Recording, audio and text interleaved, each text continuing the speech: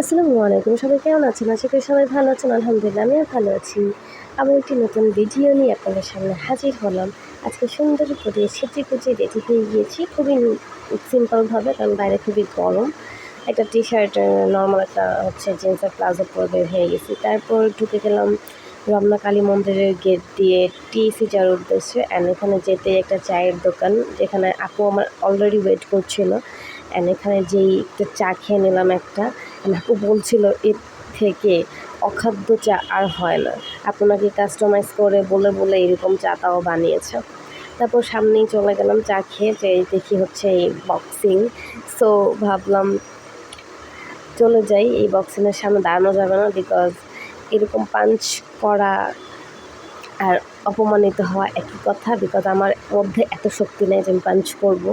আমি খুবই দুর্বল একটা মানুষ। তারপর দেরি না করে চলে গেলাম চাপড়ির দোকানে, যা আমার মোস্ট ফেভারিট খাবারের মধ্যে একটি।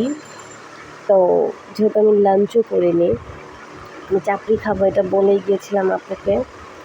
চাপড়ির একটু ভিডিও নিয়ে নিই, আশেপাশের একটু ভিডিও নিয়ে নিই, আর অর্ডার করে দেয় আমার চাপড়ি। আমি দেখতেই অনেকগুলো ভর্তা নিয়ে নিলাম, সাথে চাপড়িও।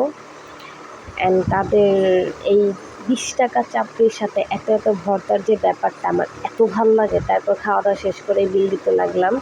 আপুর সাথে দুষ্টামি করতেছিলাম যে তোমার কার্ড দিয়ে বিল দাও, তোমার কাছে তো অনেকগুলো কার্ড। সেখান থেকে আবার চলে আসি বাসায় যাওয়ার উদ্দেশ্যে। প্রথমে যে চায়ের দোকানে চা খেয়েছিলাম সেটার নাম দেখানো হয়নি, তাই আমি এখন যাওয়ার পথে দেখা দিলাম। সেটার নাম চা চক্র, যেটা রমনা কালী মন্দিরের গেট দিয়ে ঢুকতেই দেখা যাবে যে চা চক্র নামের দোকান আছে। এখানে অনেকগুলো দোকানই আছে, তো এখানে ওইটাও আছে। তারপর আপুকে বললাম আমাকে একটু ভিডিও করে দাও।